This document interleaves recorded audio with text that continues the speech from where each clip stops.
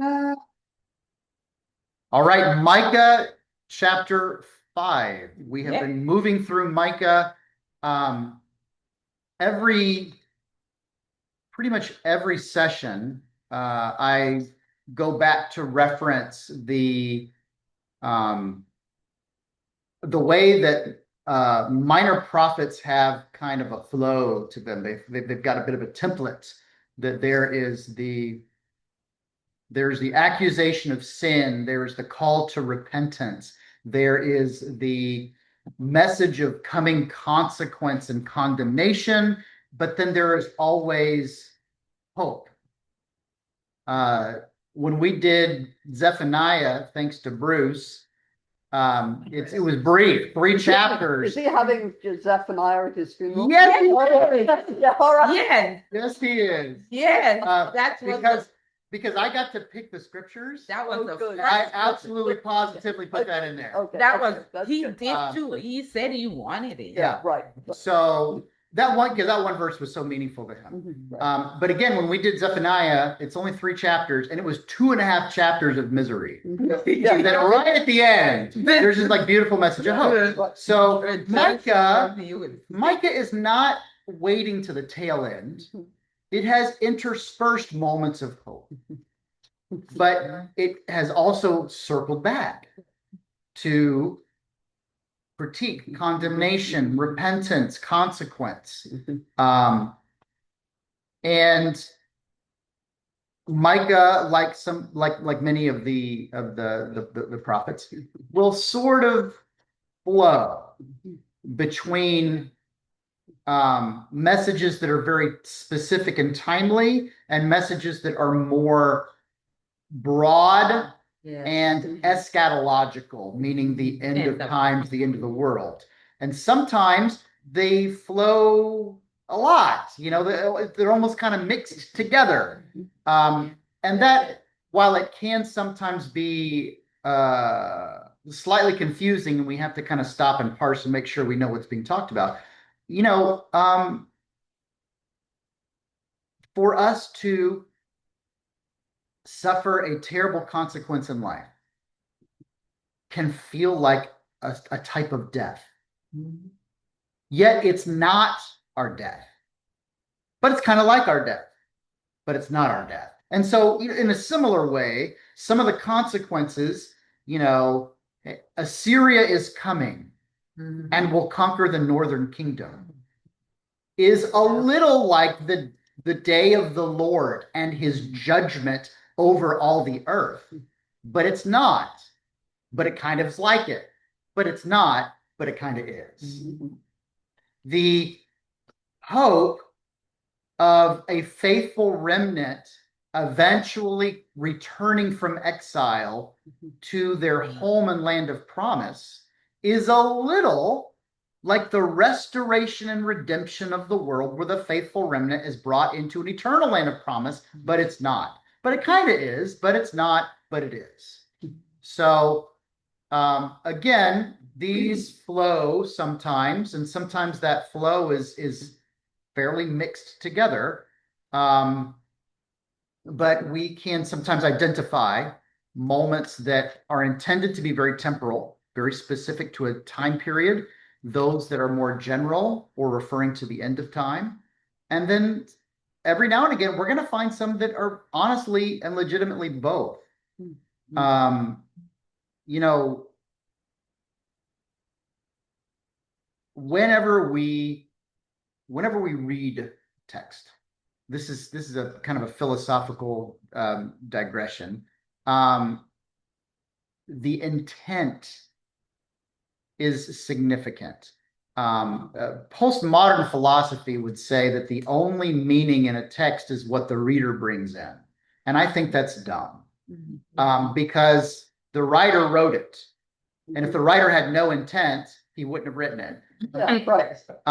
We would have nothing to read and bring our take into. So whenever we are doing Bible study or Bible discussion, I like to kind of bring that, at least touch on that, momentarily. At least when we're talking about the general topic of how to study the Bible, and that is authorial intent. So I will usually refer to it in a manner of the text is never less than what it says, but sometimes it's more. So it's never less. It never doesn't mean what it says. It means what it says.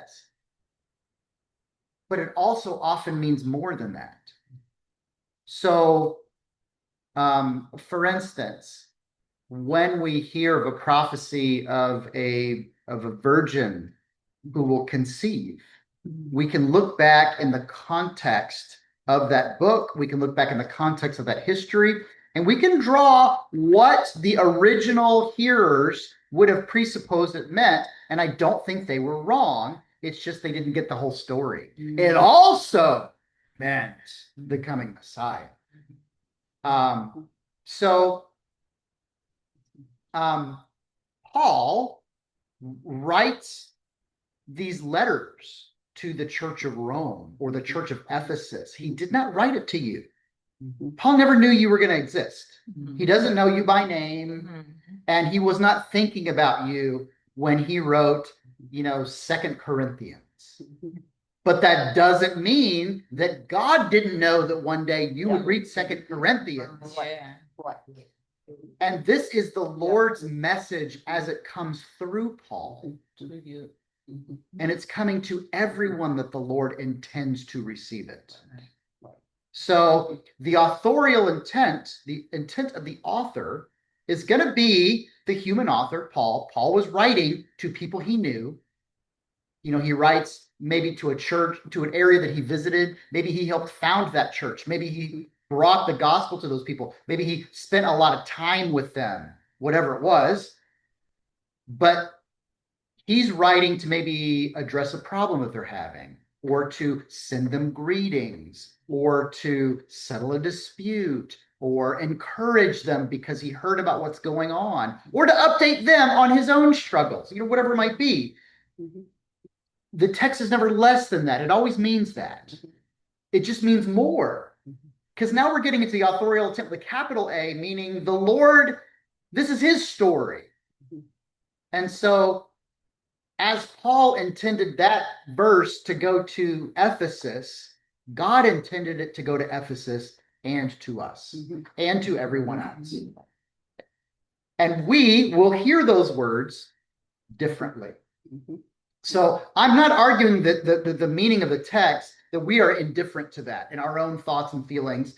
Postmodernism is not wrong in the sense that the reader does bring something into understanding. I actually agree with that, but I disagree with the point that that's all that is necessary or important. We hear the words when we hear them, because we can get the same text 6 months from now and get something different out of it. Yeah. We can hear this text 10 years ago, Right. and we got something different out of it then. Our lives are different. Our spiritual maturity might be different. Our circumstances might be different. The same text. Does that mean we've created meaning in the text? Nope. It just means that text was always more than just what it said. And we are continually uncovering the depths. And we can also not treat it like a historical document and say, oh, well, that was written to the Corinthians, so, Right. oh, nothing to do with Yeah, nothing to do with me. I don't have to listen because he didn't say my name. Yeah, absolutely not. Now, there even as Paul is writing to a church, there seems to be an understanding that more people will encounter this than the very specific people he knew. So he writes in a manner like the book of Romans is written to the church in Rome, but it very clearly is a message to Gentiles.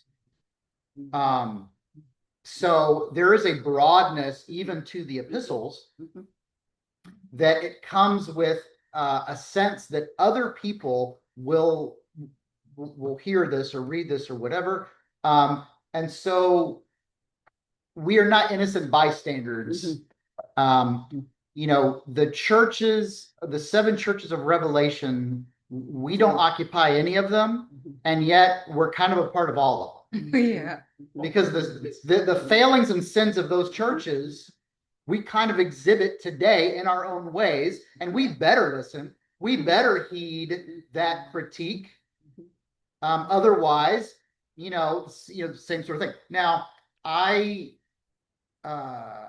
when this comes up, I try to point it out. This verse in particular, from Second Chronicles, if my people called by my name would humble themselves, I will heal their land. And it's kind of a bumper sticker verse, and it's often raised in terms of, like if America would turn back to Jesus, God would heal America. And my response to that is yes, but. And the but is Second Chronicles was not written for America. Right. Second Chronicles, and that verse in particular was written to biblical Israel, which truly was God's people. That's mine. And America is not in that way. So that is not a promise that was given to 21st century America. That was a promise that was given to the biblical kingdom of Israel. However, God's character doesn't change. The same character, the nature of God that said, when my people will humble themselves and turn to me, I will heal them, is the same character God has to all of his people today, including 21st century America. So it is a message that is relevant. We just need to be humble enough to realize when we are receiving something that, even though it wasn't maybe explicitly intended for us, it's not about the promise being my promise, but it is about the God who made the promise is my God too. If that kind of makes any sense. And I think this is significant as we read Micah chapter 5. I think that commentary can happen throughout every chapter in Micah and almost every minor prophet for that matter. But when we're going to get to Micah chapter 5, we are definitely getting some kind of future promises. And those future promises can have some temporal consequences, can have some eternal consequences, and everything in between. So here we go. Marshal your troops now, city of troops, for a siege is laid against us. They will strike Israel's ruler on the cheek with the rod, but you, Bethlehem, Ephrathah, though you are small among the clans of Judah, out of you will come for me one who will be ruler over Israel, whose origins are from old, from ancient times. Therefore, Israel will be abandoned until the time when she who is in labor bears a son, and the rest of the brothers return to join the Israelites. He will stand and shepherd his flock in the strength of the Lord, in the majesty and the name of the Lord his God, and they will live securely.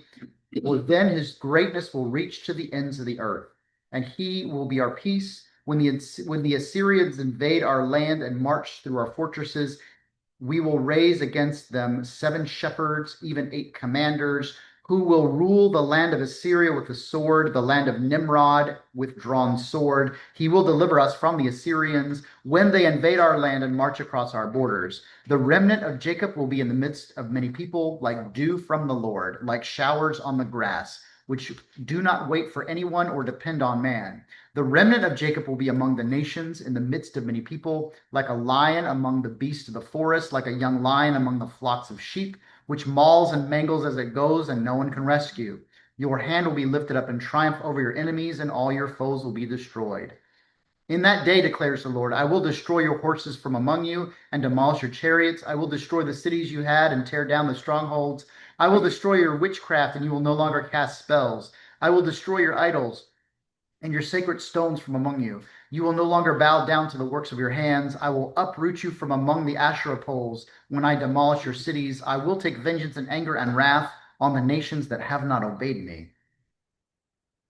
And I'm going to tell you, I think we have a mix and a match and a flow between the temporal and the eternal, from the very specific and timely to promises that will happen later and promises that will be fulfilled in the end of time, which is the beginning of eternity.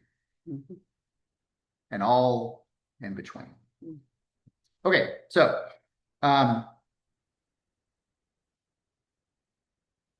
I think we have had an awful lot with Israel and Judah, which also, just as a reminder, gets a little mixed and matched sometimes. Sometimes there's a rhetorical Jacob, which is, the original name of Israel, because that was a person. Jacob, as he wrestles with God, is given the name wrestles with God, struggles with God, Israel. And so that is a shorthand of talking about the nation as a whole, the 12 tribes. Sometimes Israel means everybody. Sometimes Israel means the northern kingdom.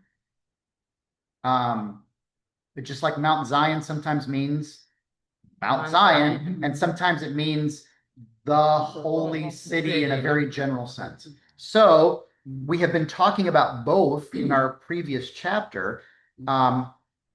Marshal your troops now, city of troops, for a siege is laid against us. They will strike Israel's ruler on the cheek with a rod.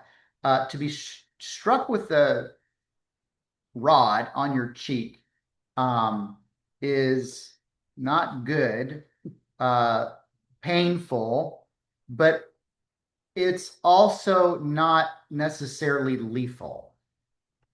To be struck with a rod is different than being struck with a sword. Rods are hard, so this is not a nice thing, but to be struck on the cheek with a rod, I think, is like kind of a poetic illustration of being knocked down. You have not been killed, but you have been knocked down. And maybe, with some violence, with some pain, whatever it might be. Humiliation. There is humiliation there, especially when we start talking about the cheek. To strike someone in the face, in honor shame cultures, the face, because it's so unique to your identity and it's so identifiably you, is really wrapped up in your own honor and in your own shame. As a matter of fact, that's where the phrase "saving face" comes from. When we say, "Oh, so they did that to save face," that's like, "Oh, we made an excuse why it really wasn't as bad as you think it was." Whatever it might be, like you're trying to save some shame and trying to preserve a little bit of dignity, because being struck on the cheek is an insult. This is not being punched in the gut. To be struck on the cheek is to kind of take very purposeful aim at humiliation, but also pain. I mean, there's a rod, and this is bad. But again, this is not being struck with a sword, and it's not being punched in the gut or kicked in the shins or stabbed in the back or whatever.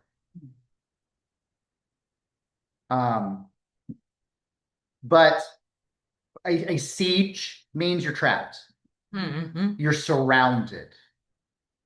So it's bad. The odds are not in your favor. This is bad. But you, Bethlehem, Ephrathah, it's a difficult Hebrew word that goes untranslated here. That word, Ephrathah, if you have a footnote in there, it's going to probably say something along the lines of fruitful, abundant. And it was a way to also refer to the same little place, Bethlehem. And when we get a very specific Bethlehem verse on Sunday, I often tell people, I remind them about my favorite I-4 exit is Cayley Road, right as you approach downtown Orlando. I mean, that's close to where I lived, but that's where the Merita bread factory was. And for years and years and years, you could roll down your window and you could smell the bread. Yeah. And sometimes I'll be driving through downtown Orlando past I-4, and I'll put my window down even though the bread factory's been gone for 20 years now. But in my mind, You in can my still heart, smell maybe, it. Yeah. maybe I can still catch a whiff. Yeah. Baking bread it's a beautiful smell. Mhm. Even on an industrial scale, it was really lovely. And Bethlehem Mhm. means the house of bread. Mhm. Yeah. So there is some scholarly speculation about why. It is possible that Bethlehem was like the Kaylee exit on I-4. There was a lot of bread being baked in the area, and when you got to town, you can smell it. The complaint for many years, although I think these days is better, is that as you got closer and closer to Jacksonville, you could smell the pulp factory, and it was pretty unpleasant. So perhaps Bethlehem had so many bakers in the area that you could smell it. Or perhaps back in the day, they were just known for, like they were really good at it. No one would know or pay attention to Vidalia, Georgia, if they didn't produce sweet, big, giant onions. And it's unique to the area. There's something about the soil, and even those sweet onions that are grown somewhere else aren't quite the same. And you kind of are willing to pay a little bit of a premium if it says that, oh, this is an actual Vidalia onion. Oh, okay. So who knows? There might be some element of that. Maybe they were known for it. Maybe you could smell it. Maybe there were a lot of them. Maybe that was the big industry in the area, or who knows? But we can know that the bread of the life of the world was born there. Yeah. This is the verse that will be referred to by the scribes and scholars way back in the beginning of Luke's gospel, when Herod says, these magi have shown up looking for a king. Where is the king going to be born? And they refer to this verse. Judah is not the biggest, best, and most powerful of the tribes or areas. And Bethlehem is just a very ordinary, very small little town, little village that, like Vidalia, Georgia, there would be no reason to have ever heard of it unless something important happened there. These are, I remember, I don't know, some of your professors, somebody joking about any messianic prophecies that talk about the city of David. If it doesn't say Bethlehem, we are hearing Bethlehem in retrospect, because to say city of David wasn't clear enough, because there were lots of cities that claimed David. It may be at different points of his life. And the illustration that was given was this: if you go to certain parts of the country, like around Virginia, you get 500 George Washington slept here. Yeah, right. You get 3 different churches that say George Washington was a member and on our vestry. Yeah, And he right. slept there. And he's like, so, the city of David could potentially be applied to more than one place. However, where did David actually grow up? Where did Samuel go to meet Jesse and anoint the king? But in Bethlehem. So, but again, without a George Washington slept here connection, there's just nothing about Bethlehem that is noteworthy. And then it comes up again. Oh, Bethlehem, huh? When when a movie is set in New York or Los Angeles, our brain just sort of accepts it and tunes it out because whatever. Generic big city. One has taller buildings and one has palm trees, but whatever. If it says this is set in Orlando, I perk up and I start looking. I want to recognize stuff, otherwise you're lying to me. Yeah. Because I know Orlando, baby, and you better not be just pretending. I better see, I want to see 441 somewhere. I want to see Cimarron. I want to see Lake Eola. Give me something that is actual Orlando. Otherwise, you just made it up. So to refer to something very specific for no other reason, like Bethlehem, this is very, very meaningful because this is not used. Bethlehem is never a generic. It's named very, very precisely. There's no other reason than it's important because you would never expect it to be important.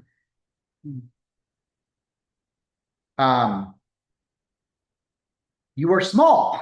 You're little. You're you're middle of nowhere. You're nothing. But out of you will come the ruler over Israel, whose origins are from of old, from ancient times.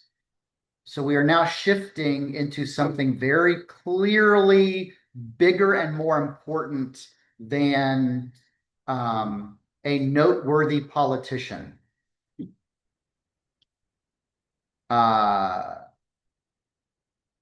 This has got to be something more significant than a successful general or a noteworthy king, because those guys are not described as being from ancient times, from of old. We will look backwards and we will see the connection that this is a messianic prophecy, and it is already starting to make a connection that the Messiah is the Son of God, not just an anointed deliverer, but the deliverer with a capital D. Yeah. Therefore, Israel will be abandoned until the time when she who is in labor bears a son, and the rest of his brothers return to join the Israelites. Now, is this referring to a specific moment of the return of the Babylonian exile? Is this referring to the capture of the northern kingdom by the Assyrians, which you're going to get mentioned a few times in a little bit? Is this talking about the conquering and occupation of Rome, who will be in control of things when Jesus is born? This is where the prophetic words, I think, can have multiple meanings, even considering authorial intent. What does it mean to be abandoned? What does it mean for Israel to be abandoned? Was Israel abandoned when the Assyrians conquered the northern kingdom? Was Israel abandoned when the Babylonians conquered the southern kingdom of Judah? Was Israel abandoned when Babylon was in turn conquered by Persia? Was Israel abandoned when Persia was in turn conquered by Rome? All these things kind of, what does abandon mean? Doesn't it kind of mean all of that? Yeah. Any one of those, all of them together? Like, I think it's sort of expansive here. It will be not what it ought to be until. And I think that is the biggest phrase there. That is the clearest of phrases, until. It presupposes a length of time where it is not, but a change and a time where it once again will be. Does this mean at the birth of Christ, when she who is labor bears a son, that Israel is no longer abandoned? Maybe. Does that mean when Christ returns in the day of the Lord and everything is set right in a way that is final and forever, that Israel will no longer be abandoned? Maybe.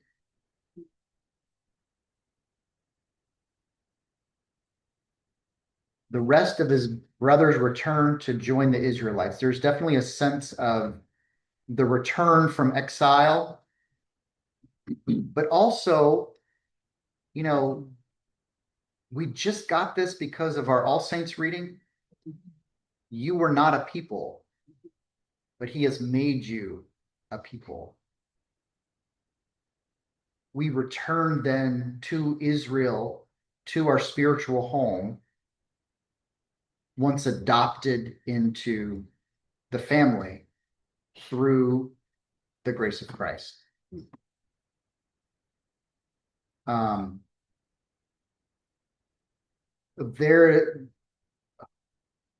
of the most emotional moments for me being in the Holy Land, and this is, it's a tour, it's a tour. And I'm in a tour bus. And we are going into the old city for the first time. And you're on a highway, like it's a road and it's a bus. It's a little bit hilly. And of course, they've done this a million times. And the tour guide starts talking. And then they start playing this song in the background. And at the time, I'd never heard the song before. And the song, it starts off kind of soft and it begins to build. It gets louder and louder. And he starts speaking and basically talking to us about how everything has led to this moment. Everything else that we had seen, all of the places that we'd already gone and visited. And it's all come to this moment. And the song itself is called Jerusalem. And it hits this crescendo as we approach the top of a hill. And it just starts, and we reach the top of the hill, and the old city just opens up in front of you. And the words say, Jerusalem. And even thinking about it now, and I get a little catch. And the tour guide, who up until that moment has been kind of building and building and building, and he just lets that moment be very, very quiet. And we start to descend into the city, and you still hear the words echo, Jerusalem. And he simply says, pilgrims, welcome home. And like we're all crying. Oh, yes. I am a homebody. I like travel, but I like where I'm from. I like where I live. I like to be at home. I like my couch. I like my bed, all that kind of stuff. I don't, fun for me is not going out and about, but I do like travel and interesting things and stuff like that. But I want to go home. And I had this very weird experience going into the old city for the first time. I had never been to a place that I had never been to before, but somehow felt like home. Yeah. It's a very strange experience to describe. I don't know how to really describe it other than that. But through the grace of Christ, I felt like I belonged in Jerusalem. And I'd never been. And it's across the world. But the brothers returning to join the Israelites because of the birth of his son, I think it means exactly what it says and more. He will stand and shepherd his flock. Good thing that he's a good shepherd. And the strength of the Lord and the majesty of the name of the Lord is God, they will live securely. From then his greatness will reach to the ends of the earth. Again, I think this has to be heard in some kind of eschatological sense, or at least something that is greater and deeper than the return of after the Babylonian exile.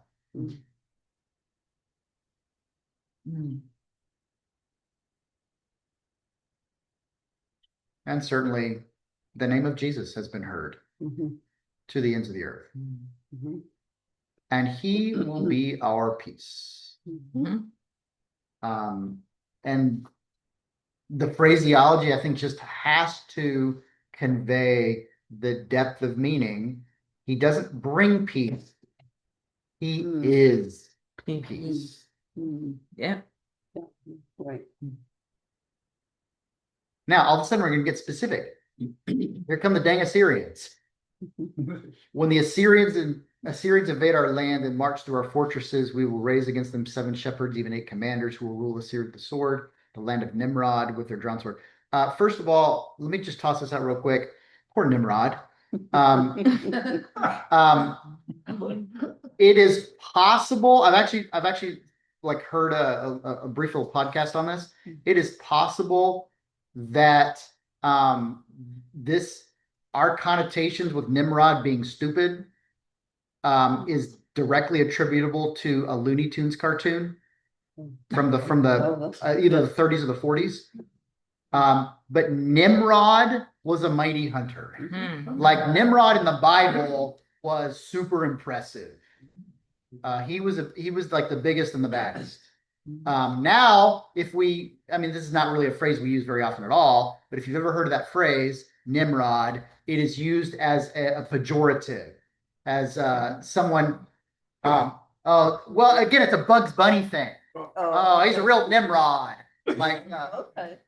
he's a real doofus. He's stupid. Yeah, right. He's a dork. It's used in sports. There you go. So Oh, okay. Yeah. yeah, and it's a language is a funny thing how that's happened. Yeah. But yeah. So we have shifted back to the Assyrians, which is very specific to the destruction of the northern kingdom. That's exactly how it's going to happen. It will be Assyria. At this point, Assyria is like historically, Assyria is the big bad on the block, and it is breathing down the neck of the northern kingdom. It has not conquered them yet, but if you had a fear, it was the Assyrians. So what I'm going to say here, what I'm going to suggest is this is another one of those flowing mixed and matched. This means what it says and more. This is talking about the coming Assyrian conquest, but it also is a stand-in. Assyria also will mean whoever is the biggest and the baddest and stands in opposition to God's people, you might as well call them Assyria. This is not unlike some moments in, say, the book of Revelation where they'll talk about Rome as though Rome is a current political entity. And it kind of really isn't. I mean, it's a city. It's the capital of Italy. Maybe it's shorthand for the Roman Catholic Church because that's where the Pope lives. But it doesn't mean the same thing now that it meant then. But it is used as kind of a shorthand for the temporal powers of the world. That if they're not in open opposition to God, they are at least indifferent, thinking that they are strong and secure in and of themselves. So when we read Assyria here, I think we need to have that all in mind, that the Assyrian Empire was the big bad on the block and was going to conquer and destroy the northern kingdom of Israel. But this is also just like whatever it is you're afraid of, whatever it is that is powerful in the world, whatever it is that seems like it's the bad guy or stands in opposition to God's people, whatever the temporal power is, that's Assyria over these next few verses. And yet God will deliver his people from the Assyrians. That is a future promise. But they're going to go through the Assyrians not being defeated for a while. The remnant of Jacob will be in the midst of many people, like dew from the Lord, like showers from the grass, which do not wait for anyone or depend on man. The remnant of Jacob will be among the nations in the midst of many people, like a lion among the beasts of the forest. The one of the words that is often used for this, and it's not been applied to a variety of people groups, but one of the terms used is diaspora, which is where it's related to our word disperse. To disperse something means to scatter it out. So the diaspora of Israel, of the Jews, is as the northern kingdom and the southern kingdom are conquered, a lot of the people who lived there were carried away to be slaves, to be servants, or you just can't stay here. If I have burned down your entire city, what are you going to do? Just live in an ash heap? No, you're going to have to pick up stakes and go live somewhere else. So, regardless of the reason specifically why, you have been forced out of your home and you've had to build a new life somewhere else. You have been scattered amongst the lands, amongst the people, amongst the nations, amongst the kingdom. You have been dispersed. But even in the diaspora, they don't cease to exist. They don't disappear. They are not absorbed and consumed to the point of non-existence. At least a remnant, a faithful remnant. Now, maybe some people do. Maybe some people get carried away and they go to some other land and they like, just, you know what? As long as I'm here, I might as well become one of them. And just forget everything about where I've come from and who I am. And, you know, if you can't beat them, join them. But some will be a faithful remnant. And amongst the nations, that remnant is still powerful. That remnant will be lifted up in triumph. All of its foes will be destroyed. And that seems awfully eschatological to me, because when will every foe be destroyed? At the end. And the last enemy to be destroyed will be death. And before that, there's always going to be some enemies. And I think that is clarified further when we get to verse 10. In that day declares the Lord, I will destroy blah, blah, blah, blah. I think that is a relatively clear allusion to the quote unquote day of the Lord. Yeah. You know, it feels very much like there are other ways to say this without alluding to the day of the Lord. This seems to allude to just the way it's constructed feels very this is an aside, but it's not entirely irrelevant. In John's gospel, there are claims that Jesus makes about himself, like say being the bread of life of the world, or the way, the truth, and the life. And in the Koine Greek, the sentences begin with the statement ego eimi. And ego eimi means I am. Now, I alluded to some grammatical differences to Koine Greek at our service today, that the subject of a sentence is often built into the verb of the sentence, and it does not need to be explicit. For instance, in Spanish, I would very easily and very commonly say, soy David. I am David. But there was no pronoun and there was no subject. The subject, which we in English would use as a pronoun, was built into the tense of the verb. Ser, to be. Soy, I am. You can say yo soy David. But there's not really a reason to say it unless you were trying to emphasize something in particular.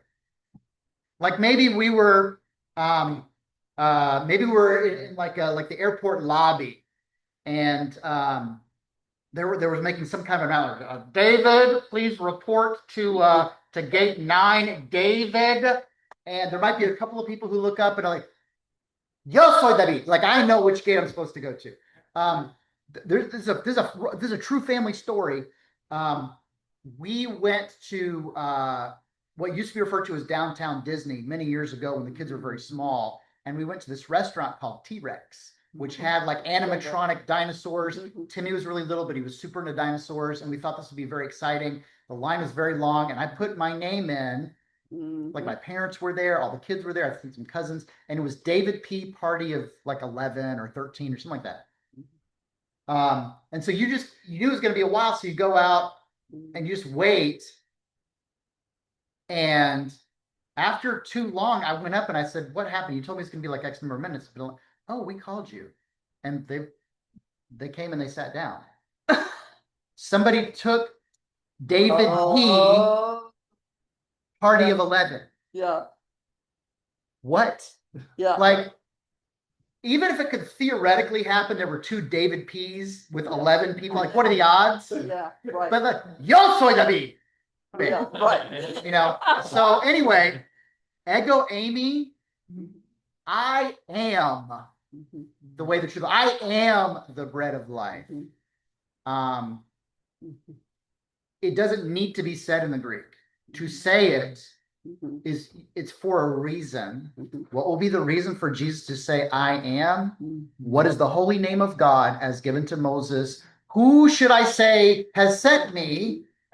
Tell them, I am has sent you. So this was those statements were meaningful and they were important. In that day, declares the Lord. I hear the day of the Lord being referenced, though it is not explicit, because it doesn't have to be put this way, but it is. I will destroy your horses from among you, demolish your chariots, destroy your cities and your land, tear down all your strongholds, destroy. So I'm hearing the day of the Lord in this level of judgment. This sounds very much like it could be in the book of Revelation. This sounds very much like, in the end, all of your nonsense is going to be dealt with. In the end, all of your wickedness is going to be purged. In the end, all the stuff that you have hung on to, that you've screwed around with, that you have done when you knew you shouldn't have done it, in the end, that will cease. You know, no more witchcraft, casting spells, destroying the idols, sacred stones, blah, blah, blah, blah, blah, blah, blah. This feels very much to me like the day of the Lord. But remember, what are some of the reasons that Israel, the northern kingdom, and Judah, the southern kingdom, are in so much trouble? Because they're doing junk like this. Yeah. And when the Assyrians come, you know what they're going to do? They're going to burn a bunch of this stuff down. They're going to knock it down and destroy it. You're not going to be able to have your sacred stone or your Asherah pole because the Assyrians or the Babylonians, they tore it down and they took you away. So this is about your being conquered, but it's about the end of time. But it's about you being conquered, but it's about the end of time. You know, I think this is one of those where we're flowing, we're mixing, we're matching, and it means many things. I will uproot you from your Asherah poles when I demolish your cities. I will take vengeance and anger and wrath on the nations that have not obeyed me. I have to hear the day of the Lord, the end of time, the book of Revelation. But this is also very, very applicable to the judgment upon Israel and Judah. Why it's coming and what it's going to look like. So the text is always what it says, never less, but oftentimes more. Any questions? So this is really one of the reasons why I think when we were, hey, what kind of book of the Bible you want to do?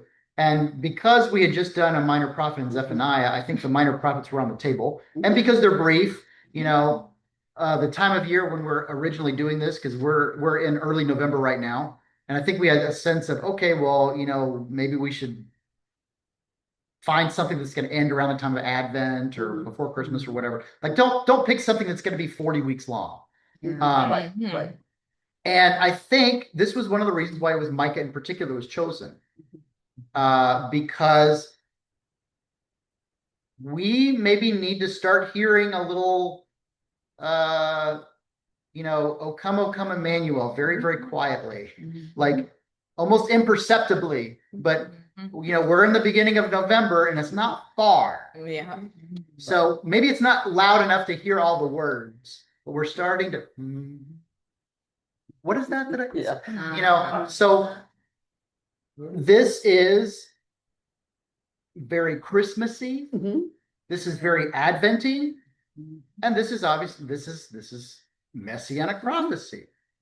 And this chapter, these verses in particular, where Bethlehem has been named, origins from of old, the shepherd with his flock, the one who was in labor bears a son. I mean, these are all things that should feel more and more timely all the time. And I think that's why we picked maybe Micah in particular, so that we could hear these verses as we are approaching, we're Thanksgiving's not far, and once you hit Thanksgiving, you're at the top of the roller coaster, and the only way is down, and it heads right towards Christmas really fast. Okay. All right. Well, thank you very much.